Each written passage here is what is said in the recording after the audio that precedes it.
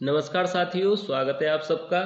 तो आज की वीडियो में हम उपन्यास विधा पर आधारित ऐसे महत्वपूर्ण प्रश्न आप लोगों के लिए लेकर आए हैं जो कि आपकी परीक्षा के लिए काफ़ी ज़्यादा महत्वपूर्ण है। तो आप सभी विद्यार्थी वीडियो को जरूर देखिएगा, क्योंकि आज की वीडियो में उपन्यास से संबंधित ऐसे प्रश्न लिए गए हैं जो कि आपके एग्जाम में आने के चांसेस काफ़ी रहते हैं। तो चलिए ज़्यादा समय न लेते हुए वीडियो को शुरू करते हैं और देखते हैं आज का हमारा पहला प्रश्न।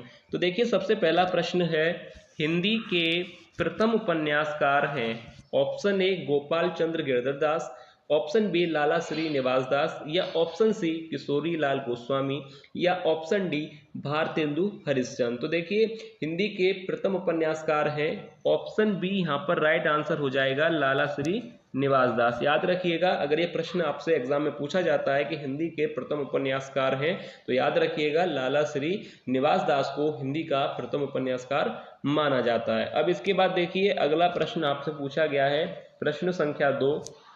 देखिए, हिंदी का प्रथम मौलिक उपन्यास कौन सा है? ऑप्शन ए आनंद मठ, बी परीक्षा गुरु, सी गबन, या ऑप्शन डी तितली। तो हिंदी का प्रथम मौलिक उपन्यास कौन सा है? तो याद रखिएगा, यह प्रश्न भी काफी महत्वपूर्ण है। ऑप्शन बी यहाँ पर राइट हो जाएगा, परीक्षा गुरु।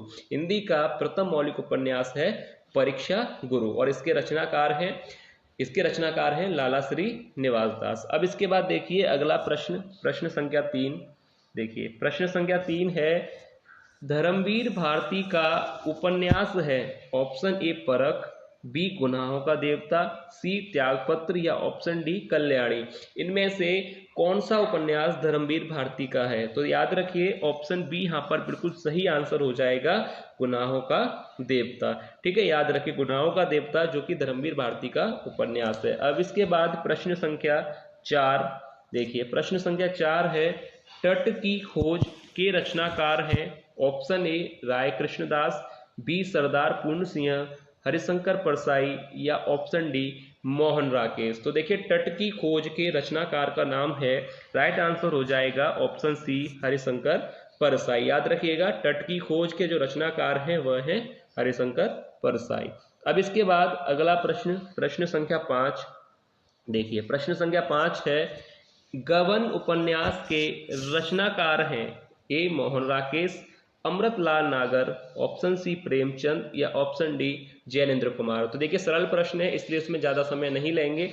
ऑप्शन सी यहाँ पर राइट हो जाएगा, मुंशी प्रेमचंद, जो कि गबन गोदान के रचनाकार हैं। तो याद रखिएगा, गबन उपन्यास के रचनाकार हैं मुंशी प्रेमचंद। अब देखिए, प्रश्न संख्या 6 यहाँ पर आपसे पूछा गया है, मेला आंचल उपन्यास है, ऐतिहासिक है, पौराणिक है, आंचलिक है, या ऑप्शन डी मनोवैज्ञानिक है। तो देखिए, मेला आंचल जो कि काफी प्रसिद्ध उपन्यास है, यह एक आंचलिक उपन्यास है। याद रखिएगा, मेला आंचल उपन्यास है, आंचलिक उपन्यास है। अब इसके बाद देखिए, अगला प्रश्न आपसे पूछा गया है, प्रश्न संख्या 7। मेला आंचल उपन्यास के लेखक हैं। ए फणीश्वर नाथ रेणु, भगवती चरण वर्मा, जयशंकर प्रसाद, या ऑप्शन डी हरिशंकर परसाई। तो देखिए, मेला आंचल उपन्यास के लेखक का क्या नाम है?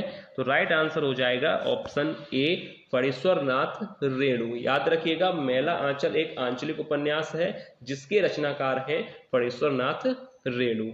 अब देखिए अगला प्रश्न, प्रश्न संख्या 8 यहाँ पर आपसे पूछा गया है। देखिए, प्रश्न संख्या 8, पुनर्वा उपन्यास के लेखक हैं। ए जैनेन्द्र कुमार, या ऑप्शन बी अज्ञे। अब इसके बाद देखिए, अगला यहाँ पर ऑप्शन दिया गया है, या ऑप्शन सी हजारी प्रसाद द्विवेदी, या ऑप्शन डी मोहन राकेश। तो देखिए, पुनर्वा उपन्यास के जो लेखक हैं, ऑप्शन सी यहाँ पर राइट हो जाएगा आंसर, हजारी प्रसाद द्विवेदी। याद रखिएगा, पुनर्वा उपन्यास के लेखक का नाम है हजारी प्रसाद द्विवेदी। अब इसके बाद देखिए, अगला प्रश्न आप लोगों से पूछा गया है, प्रश्न संख्या 9, बाण भट्ट की आत्मकथा के लेखक हैं। ऑप्शन ए हजारी प्रसाद द्विवेदी, हरिशंकर परसाई, या ऑप्शन सी मोहन राकेश, या ऑप्शन डी फणीश्वर नाथ रेणु। तो देखिए, बाण भट्ट की आत्मकथा के लेखक हैं हजारी प्रसाद द्विवेदी, यानी ऑप्शन ए यहाँ पर राइट आंसर हो जाएगा। यह भी एक उपन्यास है जिसके लेखक हैं हजारी प्रसाद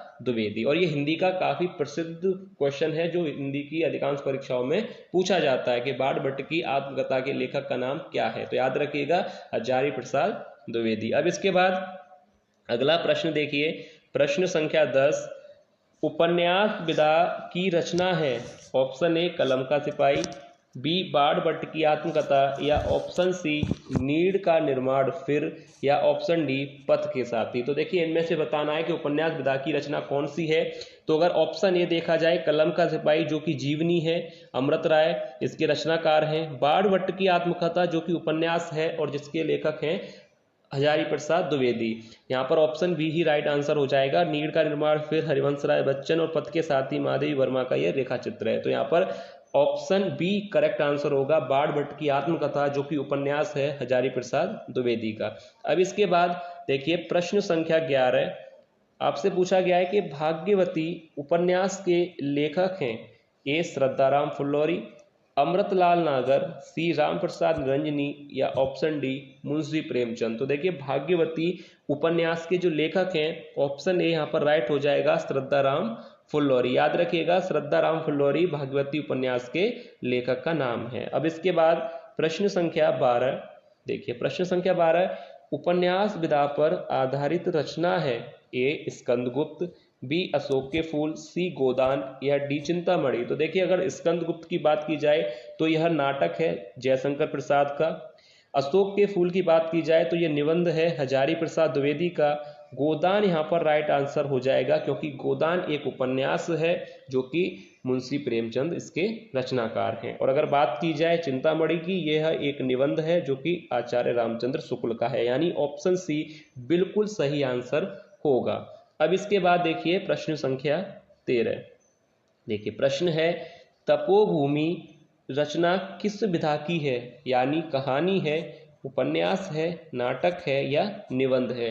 तो देखिए तपोभूमि जो रचना है यह किस विधा की है, याद रखिएगा तपोभूमि एक उपन्यास है। ऑप्शन बी यहाँ पर बिल्कुल सही आंसर होगा।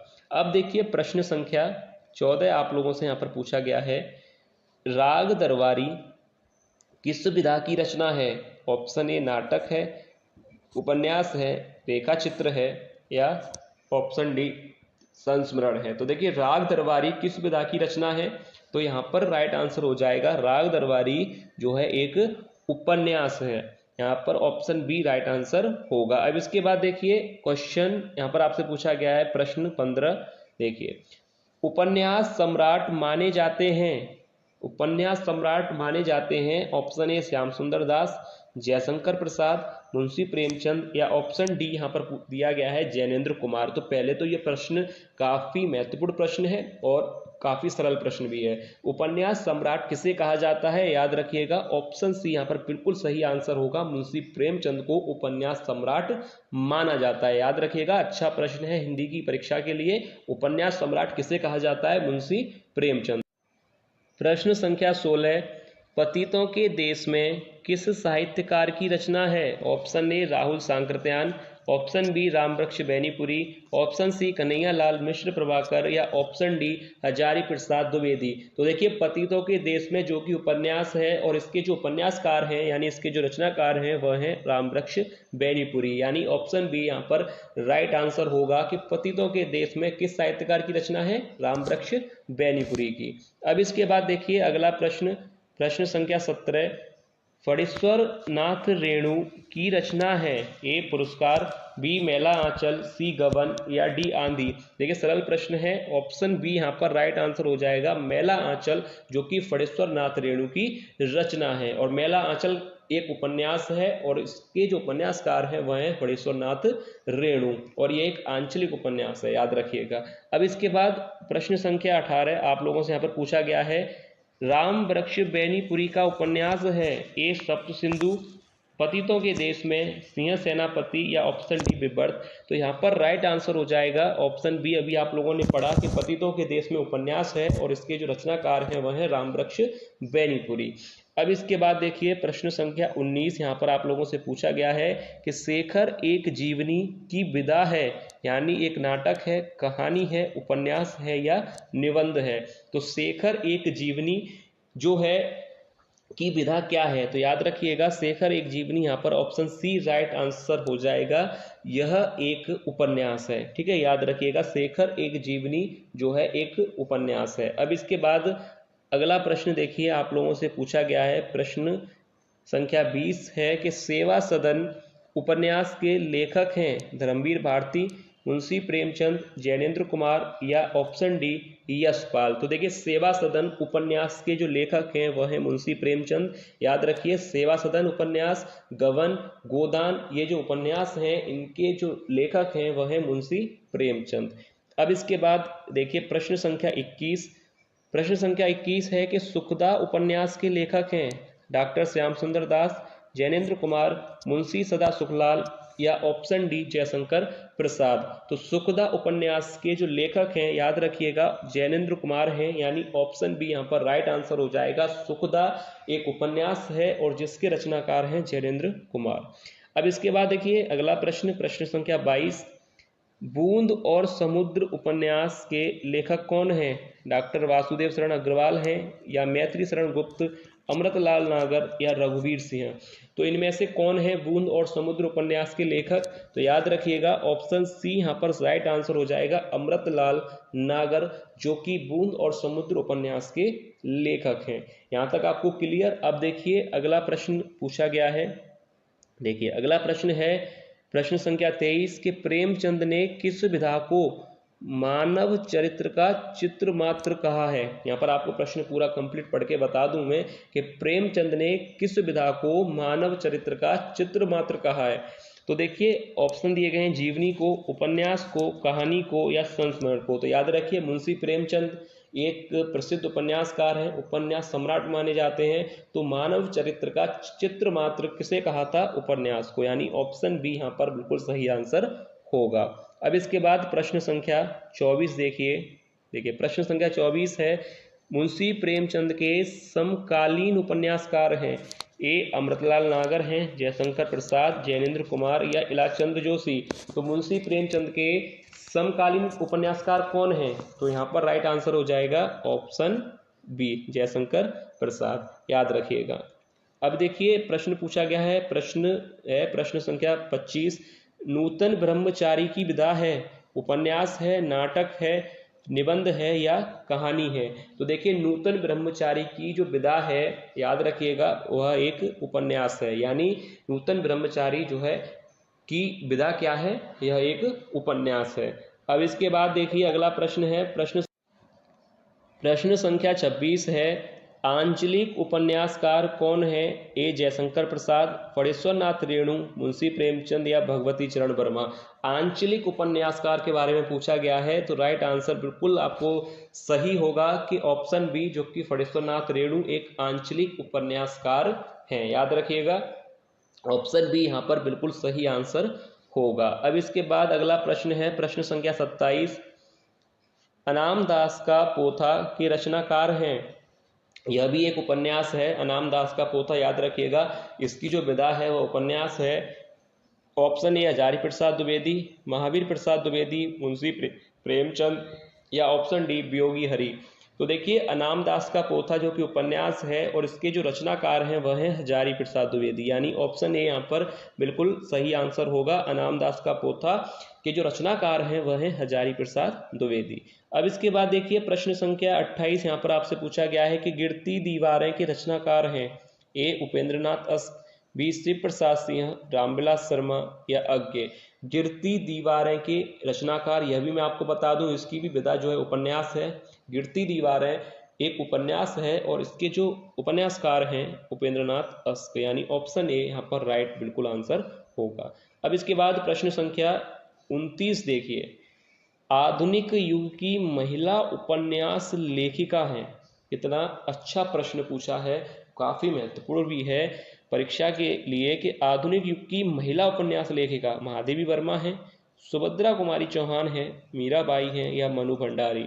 तो देखिए इनमें से किसको आधुनिक युग की महिला उपन्यास लेखिका कहा जाता है? तो याद रखिए ऑप्शन डी यहाँ पर बिल्कुल राइट आंसर हो जाएगा, मनु भंडारी को। ठीक है, यहाँ तक आपको क्लियर। अब देखिए लास्ट प्रश्न यहाँ पर रह गया है, प्रश्न संख्या 30, जो कि वीडियो का लास्ट प्रश्न है और उम्मीद है कि आप लोगों को आज के प्रश्न अच्छे लगे होंगे और वीडियो भी पसंद आई होगी। अब देखिए लास्ट का प्रश्न है कि नदी के दीप के रचनाकार हैं मोहन राकेश, हरिशंकर परसाई, डॉक्टर संपूर्णानंद या अज्ञे। तो देखिए इस प्रश्न का जो राइट आंसर होगा, तो राइट आंसर हो जाएगा ऑप्शन डी अज्ञे, कि नदी के द्वीप के जो रचनाकार हैं वह हैं सच्चिदानंद, हीरानंद, वात्स्यायन, अज्ञे। तो यहाँ पर ऑप्शन डी बिल्कुल सही आंसर होगा। तो ये था आज की वीडियो का लास्ट प्रश्न, और इसमें जितने भी प्रश्न हैं सब उपन्यास विधा पर आधारित हैं। तो आप लोग एक बार इस वीडियो को जरूर देख लीजिएगा, जिससे आपको काफ़ी सारे क्वेश्चन आप लोगों को जो है तैयार हो जाएंगे एग्जाम के लिए। और अगर आपको इनमें से किसी भी प्रश्न पर कोई भी डाउट लगता है तो आप लोग कमेंट करके पूछ सकते हैं। तो चलिए मिलते हैं नेक्स्ट वीडियो में ऐसे ही किसी और विधा पर आधारित महत्वपूर्ण प्रश्न के साथ। तब तक आप लोग अपनी तैयारी अच्छी तरह से करते रहिए और मिलते हैं नेक्स्ट वीडियो में। तब तक के लिए धन्यवाद।